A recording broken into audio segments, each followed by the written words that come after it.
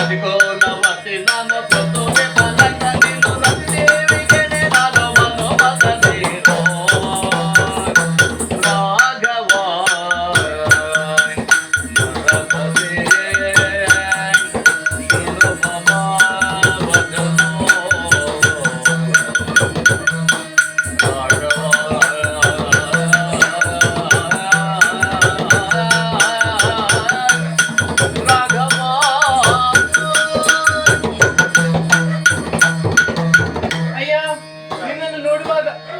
ಪ್ರಶ್ನೆ ಕೇಳುವ ಹಾಗೆ ಮನವರಿಕೆ ಆಗುತ್ತಾ ಇದೆ.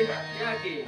ಏನು ಬಲ್ಲೆಯ? ಪ್ರಶ್ನೆ ಕೇಳುವ ಮೊದಲು ಉತ್ತರ ಗೊತ್ತಿರಬೇಕು. ಉತ್ತರವೇ ಪ್ರಶ್ನೆ ಕೇಳುವ ನೀನು ಕೇಳಿದಂತಹ ಪ್ರಶ್ನೆಗೆ ನಾನು ಈಗ ಉತ್ತರ ಕೊಡಲು ಸಿದ್ಧಳಾಗಿದ್ದೇನೆ.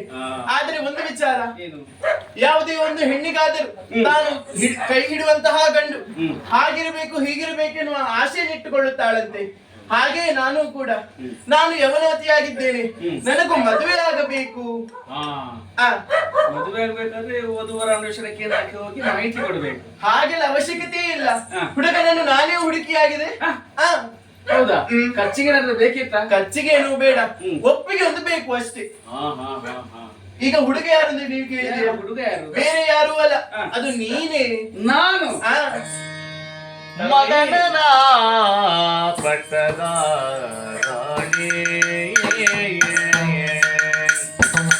ಮೊದಲೇ ಬಂದೋದಿಲ್ಲ, ಮೊದಲೇ ಬಂದೋದಿಲ್ಲ, ಮದುವೆ ಅವಳೊಬ್ಬಳ ಮದುವೆ ಯಾರೇನಿಲ್ಲ.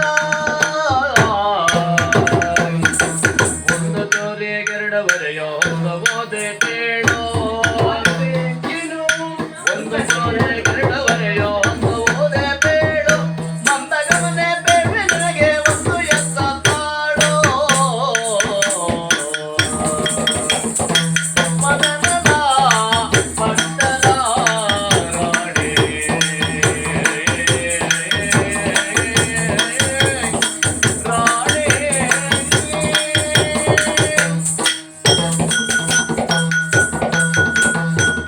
ತರುಣಿ, ಒಂದು ಕತ್ತಿಗೆ ಏನು? ಎರಡು ಮನೆ ಆಹಾ. ಆದಿತಾ? ಏನು ನನಗೆ ಅರ್ಥವಾಗಲಿಲ್ಲ. ಒಂದು ಕತ್ತಿಗೆ ಒಂದೇ ಹರಿತ ಇರಬೇಕು. ಆಹಾ. ಎರಡು ಬದಿಯಲ್ಲಿ ಹರಿತವಿದ್ರೆ ಅದು ಕತ್ತಿ ಅಂತ ಆಗುತ್ತದ? ಇಲ್ಲ, ಆಗುದಿಲ್ಲ. ನಾನು ಒಬ್ಬಾಕೆಯನ್ನು ಮದುವೆ ಆಗಿದ್ದೇನೆ. ನೀನು? ಹೌದು, ಸೀತಾ ಆಹಾ. ನನ್ನ ಧರ್ಮ ಪತ್ನಿ. ಅವಳನ್ನಲ್ಲದೆ ಮಿಕ್ಕ ಯಾರನ್ನು ಮತ್ತೆ ಮದುವೆ ಆಗುವಂತಿಲ್ಲ. ಕಾರಣ? ನಿನಗೆ ಚಿಂತೆ ಏನು?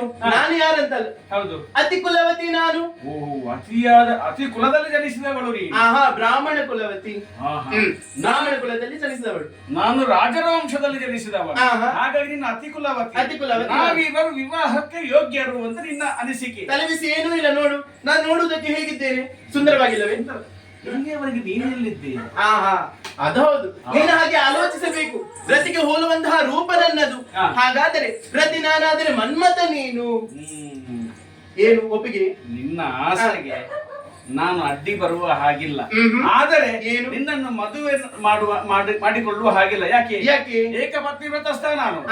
ಒಂದನ್ನಲ್ಲದೆ ಮತ್ತೊಂದು ಮದುವೆ ಆಗುವಂತಿಲ್ಲ. ಸರಿ, ಮಿಕ್ಕ ಎಲ್ಲಾ ಹೆಂಗಳೆಯರು ನನಗೆ ಮಾತ್ರ ಸಮಾನ.